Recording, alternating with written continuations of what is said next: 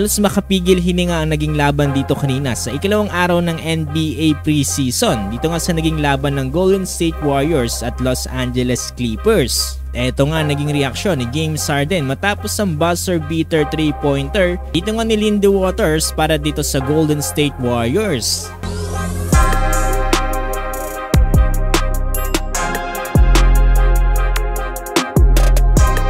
Itong unang araw para sa Dub Nation na hindi na nga maglalaro ang isa sa kanilang iconic player na si Klay Thompson. Naman isang laban na to sa pinaka-inaabangan ng mga NBA fans kung paano na nga bang gagawing diskarte ngayon dito ng Warriors. Dito nga pala sa naging laban na to, halos magkadikitan lang ang score na magkabilang panig simula first hanggang second half.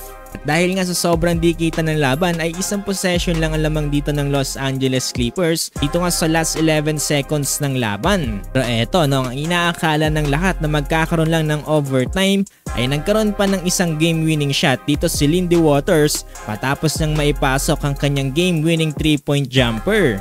Dahil nga dito, nagawa pang maibaliktad ng Dub Nation ng laban, lumamang sila ng 1 point sa final score na 91-90. Sabi, nung unang laban pa lang dito ng Warriors, pero nakagad makapigil hiningang moment. Halos tuwang-tuwa nga dito ang bench ng Warriors dahil nga sa pinakita dito ni Waters. Dahil nga sa nangyaring ito, hindi makapaniwala dito si James Harden sa nangyari. Yung pa nga dito kay The Beard, James Harden ay dapat nga daw nag-switch sila sa position na 1-5. So yun nga, talagang napakaganda daw ng play na ginawa doon ng Warriors. Ilang plano nga daw talaga nila dito ay pipigilan nga nilang magkaroon ng overtime sa laban. Pero mas masakit pa pala nga daw yung mangyayari dahil naipasok pa yung 3-pointer dito dahilan para sa kanilang pagkatalo. So ayon nga mismo dito kay James Harden, napakaganda daw ng kanilang first preseason NBA game. Dahil dito ay marami silang matututunan at kapag binanood nga daw nila yung replay ay marami rin silang maiko-correct na mga play. Papansin nyo, medyo kino-coach na nga rin dito ni Harden yung mga bottom players dito ng Los Angeles Clippers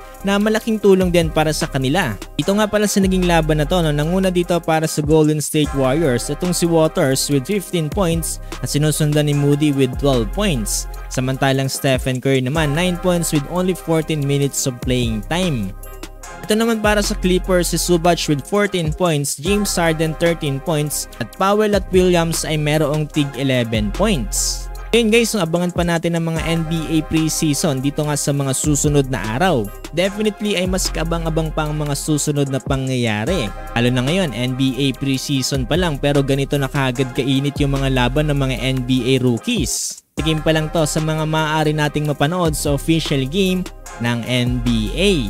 Mukhang kailangan na rin talaga nating tanggapin na wala na talaga si Klay Thompson para dito sa Golden State Warriors at kailangan na nating mag-move on dito para sa kanilang panibagong lineup.